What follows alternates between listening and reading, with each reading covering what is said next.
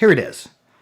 Here is the new frame shape we're going to be making these. Now, I spent a whole morning bending harps and redesigning the frame shape. Went with the old take on a new style. I have really good results with these that are really replicable.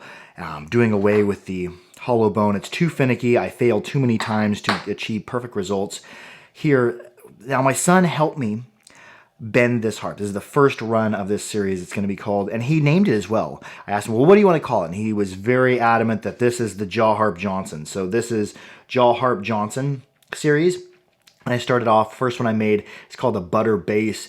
It's very flexible bass, very productive. This is fully distally tapered. I really like the way this reed throws. It's very stable, but it's also very flexible. It transfers very little vibration into your head, which is something that I found with a lot of basses. You have such big, long, stiff reeds that they transfer a lot of vibration in the head. So this is what I'm going with. And I changed my trigger shape too. I used to do, I do like the teardrop shape, but this shape here is less finicky. It plays good inward, plays good outward. You see this shape in Pijov harps. You see it in a lot of Yakutian harps.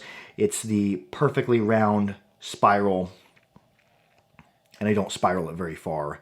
But yeah, I really enjoy these. I'm going to be offering them first without tail. First, we're going to do butter basses. Then we're going to do fierce mid-ranges and higher pitched harps. I'm thinking somewhere from like C1 maybe all the way up to A3 I can get out of this pattern.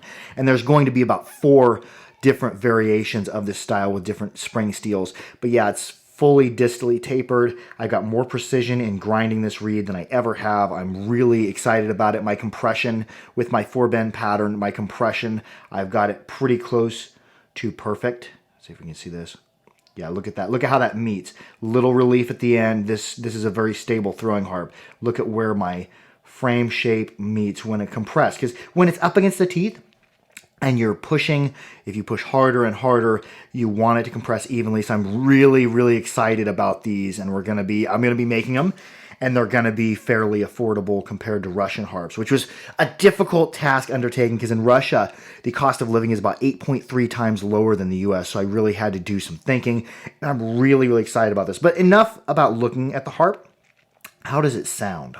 I'm going to be first doing these without tails and tuned, but I'm going to have untuned options as well for meditation.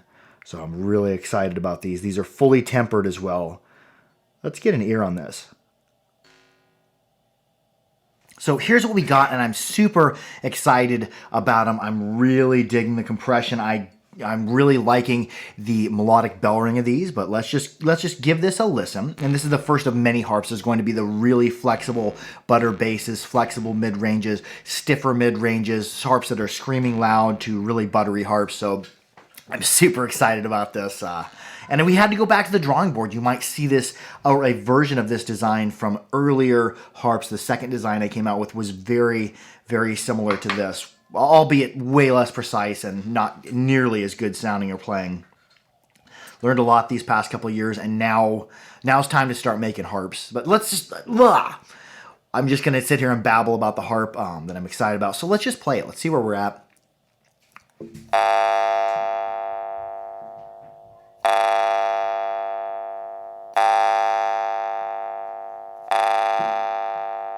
I wanted something that played identical inward and outward, and this trigger orientation, this shape here really flows well.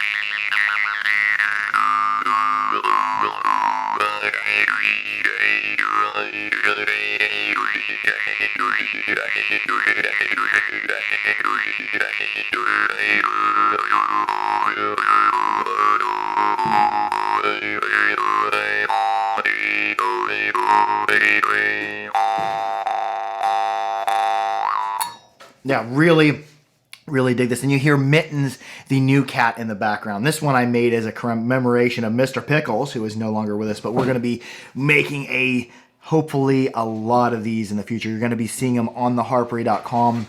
Right now, I'm not going to take any requests for notes. I'm just going to make the harps that I feel like making and the harps that I like making, because as I perfect the butter bass, I'm going to come up into the mid-range and I'm going to start making higher pitch harps. So I'm probably going to make them in runs of 4 to 10 at a time.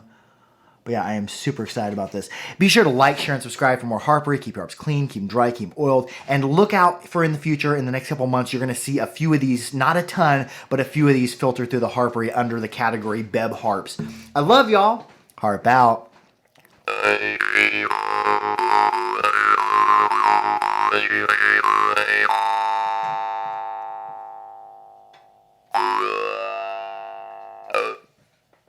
And it mutes good too.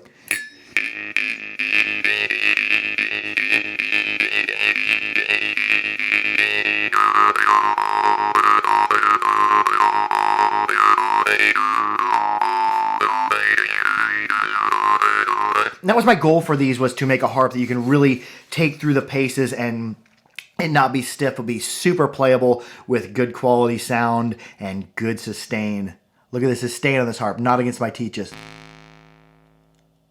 Yeah. Love y'all.